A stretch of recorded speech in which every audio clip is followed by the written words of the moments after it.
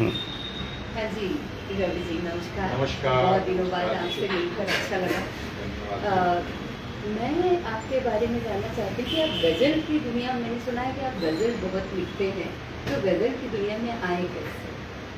बस ये एक समझ लीजिए कि चुनौती थी मेरे लिए कि गज़ल सुनते थे कि सब लिख रहे हैं, हमारे साहित्यकार जितने भी हैं सब गज़ल लिखा करते हैं और बात करा करते हैं कि भाई ये बहर में है, और कई लोग बहर पकड़ लेते थे और कई नहीं पकड़ पाते थे। तो मुझे लगता था कि आखिर बहर क्या है।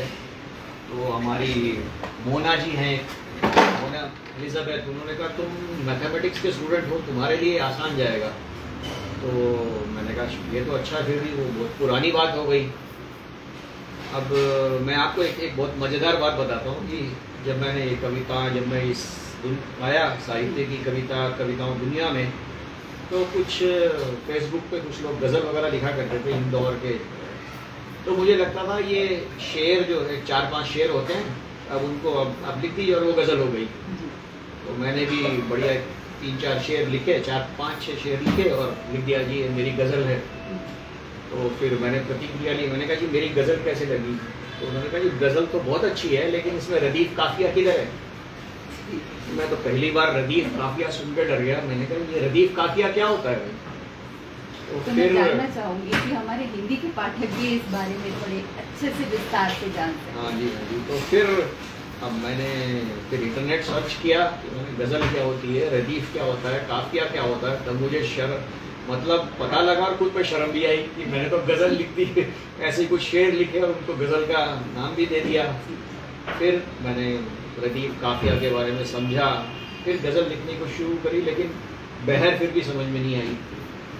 तो मतला, मक्ता और रदीफ काफिया, ये 4 चीज़ें समझ में आ गई मेरे को।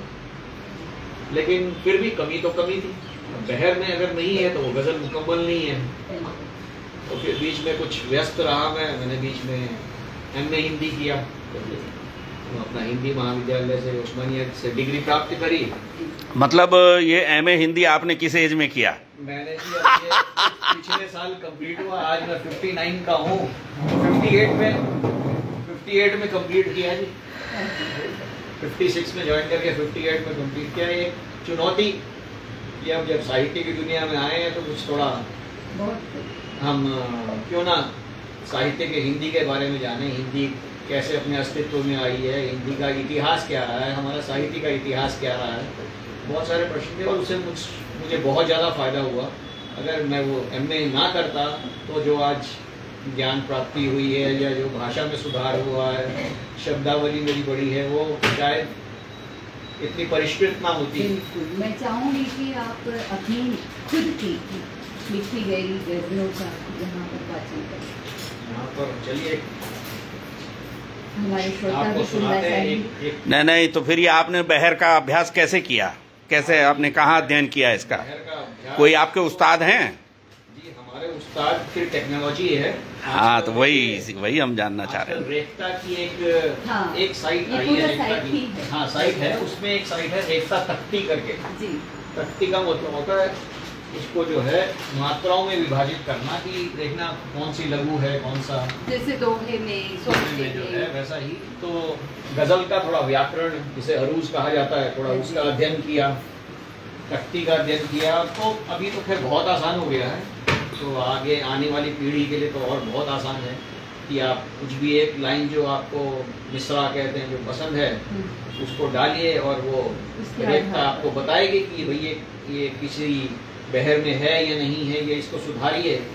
तो एक आप कोई अच्छी प्रचलित बहर पकड़ लीजिए, प्रचलित, क्योंकि अगर प्रचलित नहीं है वो तो कुछ भी बहर होगी, उसमें आप गा नहीं सकते वो गज़ल को। फिर अगर वो तो बहर से कितने फैमिलियर हो चुके हो अब तक? अभी तो बहर मेरी जिंदगी बन चुकी है, मैं उसको जीने लगा हूँ। मैं किसी की भी कोई गज़ल होती है, उसे अगर वो टेक्स्ट होता है कॉपी करके उसकी पहले बहर चेक करता हूँ, ये बहर में है या नहीं है। तो अभी हमारे ही कुछ हैदराबाद के साहित्यकार हैं या कहीं के भी जो गज़ल गो कहते हैं, जो गज़ल लिखी नहीं जाती, गज़ल कही जाती है, तो उनको गज़ल लिखने वाले को गज़ल गो कहते हैं। किसकी गज़ल का प्रभाव आप पर ज़्यादा पड़ा? प्रभाव तो देखिए सभी का है, लेकिन जब आप लिखने बैठते हैं तो फिर आपकी अपने ही अंदर के विचार भी आते हैं, फिर वो प्रभाव कहाँ जाता है पता नहीं लगता। आप प्रशंसा तो करेंगे, आपको गजल तो पसंद आएगी, कुशल कुमार की बहुत पसंद है मुझे, और मैं जो गजलें सुनता था उनको अलग नज़रिए से अब मैं सुनता हूँ कि इनकी बहर क्या है। और कुछ गज़लें मैंने प्रचलित जो गज़लें हैं उसी बहर पर मैंने अभी ये गज़ल लिखी है कि जो तुम इतना जो मुस्कुरा रहे हो, क्या गम है इसको छुपा रहे हो। ये इतनी पसंद है गज़ल मुझे, तो मैंने कहा इस बहर पे प्रयत्न करते हैं और मैंने अभी लिखी है। जी बिल्कुल, हम सुनना चाहेंगे, हमारे श्रोता भी। तो सुनाते हैं कि हम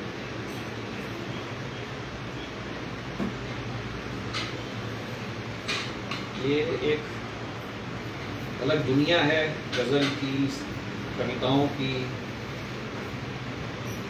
क्योंकि शेर व शायरी तो हर कोई कर लेता है, गज़ल की दुनिया में घुसना और उसमें मशरूफ हो जाना ये हर किसी को नहीं है। हाँ बस देखिए, ये तो आपके गज़लों के बारे में तो मेरी बहुत सुंदर।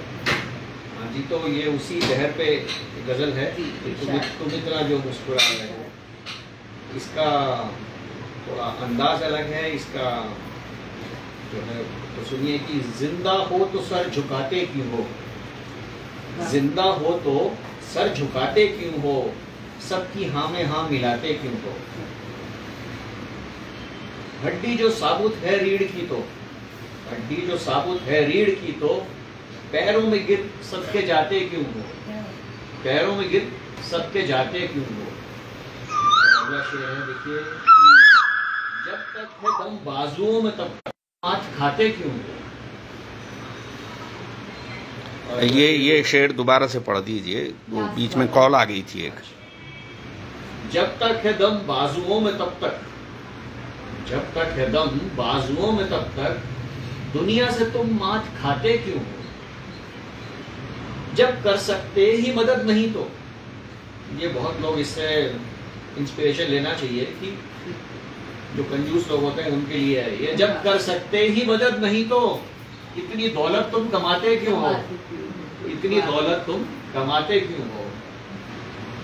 और अगला शेर देखिए कि अपने ही अपनों को ठगते हैं फिर, अपने ही अपनों को ठगते हैं फिर, सबको अपना तुम बनाते क्यों हो, सबको अपना तुम बनाते क्यों हो। और एक ये मक्ता, इसको आखिरी शेर को गजल के आखिरी शेर को मक्ता कहा जाता है कि ये उस ऊपर वाले खुदा भगवान के लिए है कि हर शब की तय है सहर तो फिर तुम, रात जब होगी तो सुबह होगी ना।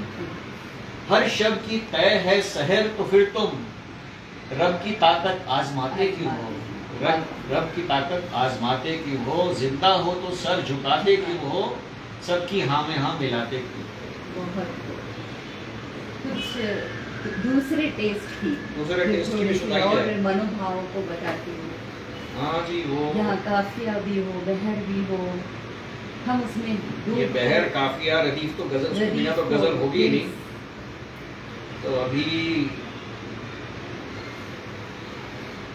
ये शायद थोड़ी जो गजल की जो शुरुआत हुई, महबूबा की तारीफ करने को जो है गजल कहा जाता है। तो गजल होती क्या है, तो महबूबा की तारीफ में लिखी गई जो साहित्य है, जो कविता है, उसको गजल का नाम दिया गया है।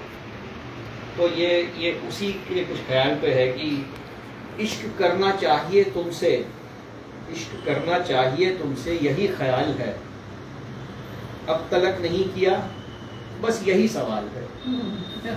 इश्क करना चाहिए तुमसे यही ख्याल है, बस अब तलक नहीं किया यही मलाल है, मलाल है।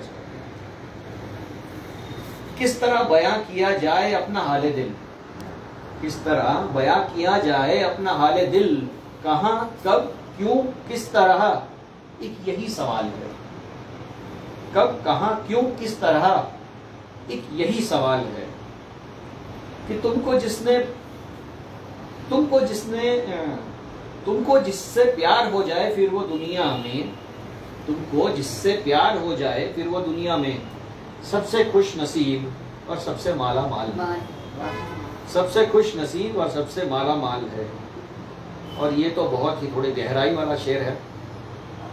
जब से तेरे जिस्म की खुशबू है फिजाओं में, जब से तेरे जिस्म की खुशबू है फिजाओं में, सिमत सिमत महकी हर फूल पे जमाल है। सिमत सिमत का मतलब होता है दिशा दिशा, हर दिशा दिशा। जब से तेरे जिस्म की खुशबू है फिजाओं में, सिमत सिमत महकी हर फूल पे जमाल है। कि तुझको जिसने खूबसूरत बनाया इस कदर, तुझको जिसने खूबसूरत बनाया इस कदर, उसके बारे में क्या कहूँ, मेरी क्या मजाल है।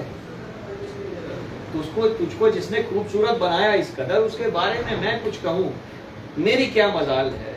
कि लिखना फिर लिखा हुआ फाड़ देना बस यही, कुछ लिखना लिखा हुआ फाड़ देना बस यही। एक काम मेरा और दिल दीवाना हाल है, एक काम मेरा और दिल दीवाना हाल है। एक और कुछ सुनाना चाहेंगे? बीच में कुछ गजल के बारे में बातचीत कर लें पहले थोड़ा। कुछ दूसरे स्वाद की, दूसरे स्वाद को सुनना भी चाहेंगे? एक और चलिए सुनना चाहेंगे, क्योंकि पहला हमें मोटिवेट करता है।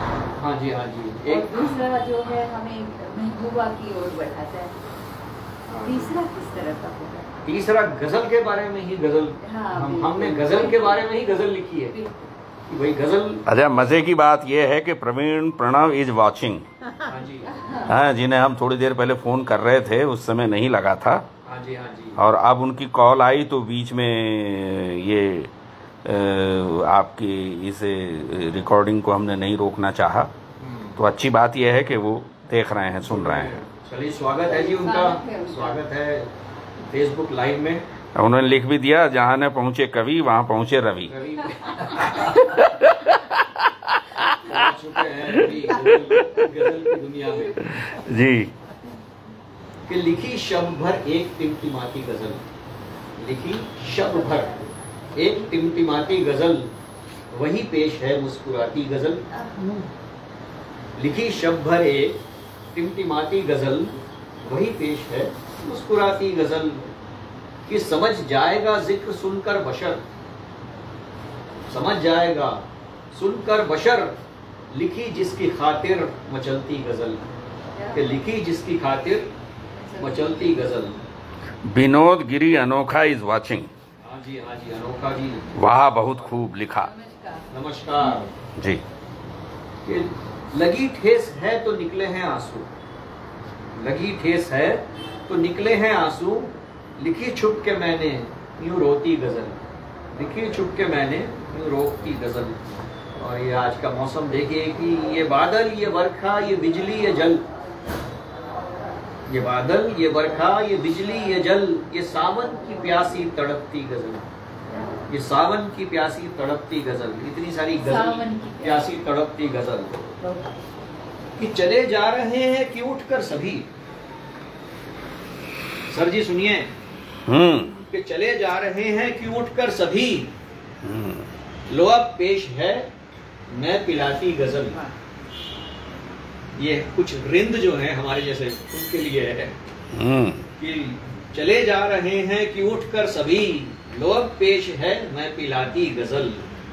और मक्ता पेशे खिदमत है कि नहीं जानता मैं उनका पता, नहीं जानता हूं मैं उनका पता, लिखो हाल उनका बताती गजल। कि लिखो हाल उनका बताती गजल, लिखी शब भर एक टिमटिमाती गजल, वही पेश है मुस्कुराती गजल। मैंने सुना है आप बाल कवि, बाल साहित्य की संसार में प्रवेश कर चुके हैं। जी, हम मैं जानना चाहूंगी कि बाल साहित्य के क्षेत्र में आप क्या नया लिख रहे हैं, अब तक क्या लिख चुके हैं? बाल साहित्य के बारे में तो ऐसा है कि हमने एक कहानी लिखी थी काफी पुरानी, 2018-19 में, और वो कहानी थोड़ी लंबी हो गई, तो हमें भी नहीं पता ऐसे कितनी लंबी हो गई। उसी कहानी ने फिर हमें उपन्यास लिखने के लिए प्रेरित करा कि जब इतनी लंबी कहानी लिख सकते हैं तो क्यों ना एक उपन्यास लिखा जाए। फिर 2019 में हमारा उपन्यास प्रतिशोध आया, जिसका लोकार्पण हमारे ऋषभ गुरु जी के कर कमलों द्वारा हुआ गया। हाँ जी, और गोपाल शर्मा जी थे। अब हमारा ये दूसरा उपन्यास आ रहा है बाल साहित्य, उसका शीर्षक है जादूगर। उसमें भी हमारे गुरु जी ऋषभ देव शर्मा जी का ही आशीर्वाद है। हमने लिखी थी एक कहानी, तो हम कई कहानियाँ लिखी, हम आगे गुरु जी को सुनाई। तो मैंने देखा गुरु जी बड़े ध्यान से सुन रहे हैं, इसको कहीं और मग्न है। मैंने कहा सुन रहे हैं या इनका ध्यान कहीं और है, समझ नहीं आया। तो जब खत्म हुई कहानी तो उन्होंने, मतलब मेरे को विश्वास नहीं था कि मेरे को ऐसी प्रतिक्रिया मिलेगी। तो उन्होंने कहा कि बंधु, अपने स्टाइल में बंधु, इसको जो है एक बाल उपन्यास का रूप दिया जा सकता है, क्योंकि उसमें बहुत ही ज़्यादा ऐसे बच्चे जब उस कहानी को सुनेंगे और उसको विजुअलाइज करेंगे और उसको चित्रों के माध्यम से अगर प्रस्तुत की जाए तो उसमें क्या है, एक संदेश भी है जीवन जीने का कि हमें धोखा नहीं देना चाहिए किसी को। तो बाल मानसिकता के ऊपर भी उसका एक अच्छा प्रभाव पड़ेगा। तो मैंने तो उस हिसाब से कहानी लिखी नहीं थी। हमारे सर, तो फिर वो कहानी उपन्यास की और कैसे बढ़ी? तो उसको फिर हमने, सर ने थोड़ा उसमें बताया कि आप इसमें थोड़ा यहाँ पर थोड़ा चेंज कीजिए, थोड़ा ऐड कीजिए। फिर मैं गया, उस पर काम किया, फिर उसको 2-3 बार एडिट किया। तो अब मेरे से ज़्यादा चिंता हमारे ऋषभ सर जी को हो गई, गुरु जी को। तो उन्होंने प्रकाशक ढूंढे कि बाल साहित्य कौन कौन प्रकाशित करते हैं। फिर मुझे 2-3 के एड्रेस भेजे, तो मैंने एक से संपर्क किया और जिससे पहले से ही संपर्क किया वो तैयार हो गए छापने के लिए। तो वानिका पब्लिकेशंस करके हैं, उनके 2-3 जगह ऑफिस हैं, दिल्ली में हैं, मेन दिल्ली से है। तो उस पर भी काम, कल ही मैंने पूछा कहाँ तक आया, तो बोले बस लास्ट थोड़े पेजेस रह गए हैं, तो शीघ्र ही आएगा वो उपन्यास जादूगर। तो देखिए, अब एक और उपन्यास जो है वो भी हम लिख रहे हैं।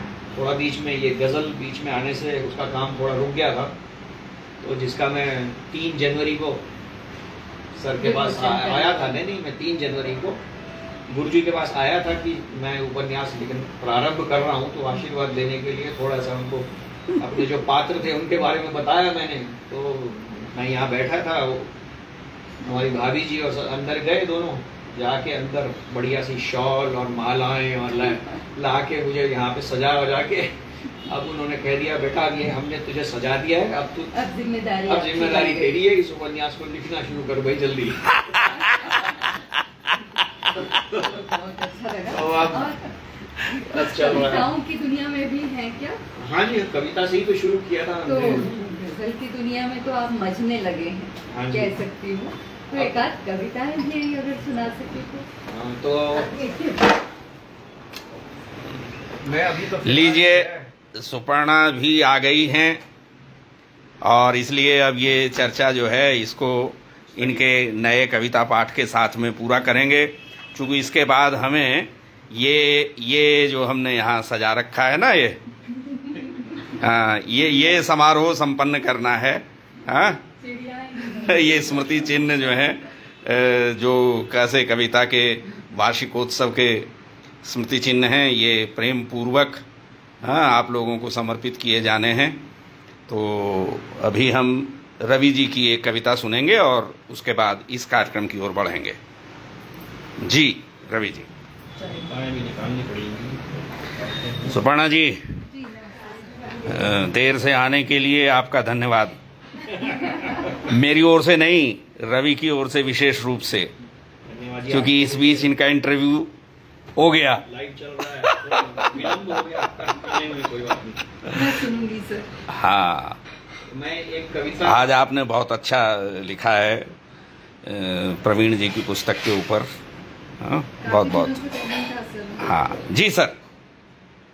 ये वो मेरी पहली कविताओं में से एक है, जिसे जब मैंने लिखा तो लगा कि हाँ अब शायद मैं लिख पाऊंगा कुछ, जिसने मुझे खुद ही एहसास हुआ कि हाँ भाई मैं कुछ अपने जज्बातों को शब्दों में पिरो पा रहा हूँ। और इसमें कोई छंद नहीं है, मुक्त छंद में है ये, कोई बहर इसमें और इसमें कोई ना देखा जाए। और ये इसका शीर्षक है जिंदगी, और इस कविता को मैंने अपने उपन्यास में भी प्रवीण जी लिखते हैं, जादूगर के लिए अग्रिम शुभकामनाएं। धन्यवाद। बहुत ही उम्दा प्रस्तुति, विनोद गिरी अनोखा लिखते हैं। प्रवीण जी लिखते हैं, हम भी जादूगरी देखने की प्रतीक्षा में हैं। Bharat Kumar is also watching. जी धन्यवाद सबका। तो ये कविता मैंने अपने उपन्यास में भी प्रयोग की है, और इस कविता को सुनकर हमारा जो मुख्य पात्र है उसका हृदय परिवर्तन होता है। तो कविता का किसी की जिंदगी में कितना असर हो सकता है, तो वो एक, हाँ, तो कोई भी एक निराश मन को जो है आशा का संचार, आशा, इस कविता को सुन के कितना भी निराश हो वो मनुष्य उसमें आशा। अरे कर्नल दीपक दीक्षित जी भी आ गए हैं, बहुत बहुत स्वागत है। He is also watching. हाँ रवि वैद्य जी, कविता सुनाए। कि पूछा बुला के जिंदगी ने एक दिन, पूछा बुला के जिंदगी ने एक दिन, हर वक्त क्यों परेशान रहता है?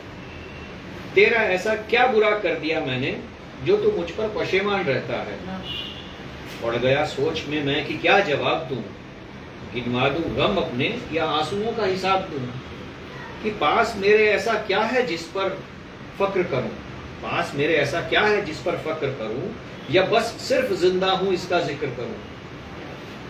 खामोश देख मुझको जिंदगी मुस्कुराई, फिर आगोश में लेकर उसने अपने मुझे दुनिया दिखाई। कभी गरीब के घर की रोटी तो कभी टूटी झोपड़ी दिखाई, कभी जवान बेटे की मौत का मातम मनाते माँ बाप दिखाए, तो कभी अस्पताल ले जाकर मरते हुए बच्चे दिखाए। दिखाना तो बहुत कुछ चाहती थी जिंदगी, पर मुझे ही होने लगी थी खुद पर शर्मिंदगी। फिर जिंदगी ने मुझे प्यार से समझाया, मिला है जितना उसी में खुशी तलाश, जिंदगी में गम नहीं गमों में जिंदगी तलाश। कि है कोई इंसान जिसने गमों को न झेला हो, है कोई इंसान जिसने गमों को न झेला हो, कि मुकद्दर में किसी के हरदम खुशियों का मेला हो। खुशी और गम एक ही सिक्के के हैं दो पहलू, खुशी और गम एक ही सिक्के के दो हैं पहलू। समझ चुके हो तुम तो मैं चलूं? मैंने कहा थोड़ा रुक जिंदगी, जरा गले लगाने दे। मैंने कहा थोड़ा रुक जिंदगी, जरा गले लगाने दे, अब तक जो थे तुझसे शिकवे गिले सब मिटाने दे। जिंदगी ने कहा तू तो समझ गया, अब औरों को भी समझाना। कि मिलती नहीं मैं बार बार, मिलती नहीं मैं बार बार, बस हर किसी को यही बताना कि छोड़ शिकवे गिले जो मुझे जिएगा, छोड़ शिकवे गिले जो मुझे जिएगा। वादा है मेरा वो बार बार मुझसे खुशी खुशी मिलेगा, वादा है मेरा वो बार बार मुझसे खुशी खुशी मिलेगा। धन्यवाद जी, धन्यवाद। लेकिन हम चाहेंगे कि आपकी इस प्रेरक कविता पर डॉक्टर सुपर्णा मुखर्जी अपनी त्वरित टिप्पणी दें। टिप्पणी जो दो लाइन आपने पढ़ी, मतलब पूरी कविता ही आपकी बहुत सुंदर है, मैं क्या इसमें कहूँ, पर यहाँ पर जो जिंदगी में गम नहीं गमों में जिंदगी, हाँ, जिंदगी में गम नहीं गमों इसे में कहते हैं सूक्ति निर्माण। ये मतलब कविता में एक कैची लाइन सूत्र वाक्य है। पंचवाक्य हो हाँ। जाता है, सूत्र केंद्र इससे भाव। आपकी इस कविता में, ये छोटी मुँह बड़ी बात है, फिर भी सर ने मुझे कहा, मतलब इसमें और चार चांद लगाती है ये लाइन। धन्यवाद जी। सार्थक हो जाती है इस पंक्ति के द्वारा, और रियल में जिंदगी जीना ये कविता सिखा देती है। तो बहुत बहुत कभी भी बधाई। कितने भी मुश्किलें आए निराश मत हो। रवि जी बहुत अच्छा लगा, आपकी बहुत गजल, बहुत आपकी धन्यवाद। कविताएं, आपके बाल साहित्य निश्चित रूप से हम सब पाठकों, श्रोताओं को, दर्शकों को कुछ न कुछ प्रेरणा जरूर देंगी। तो अब हम आगे की ओर बढ़ते हैं अपने कार्यक्रम के। गुरुजी, हाँ, अभी तो पहले आप सूक्ष्म जलपान कर लें।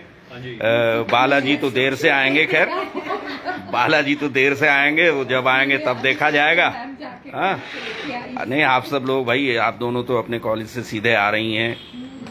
इनकी हमने नींद डिस्टर्ब की, रवि जी की। मैंने वही कहा, हाँ, मैम को चलिए, बोलना चाहिए ठीक कि है तुम ये फिर। लाओ, तुम वो लाओ। बहुत बहुत धन्यवाद आपका। और अभी हम वैसे फ़ोन पर प्रवीण जी से बात करेंगे, हाँ, और उन्हें बताएंगे कि देखिए आप क्या क्या वंचित, किस किस चीज़ से वंचित रह गए आज। नमस्कार।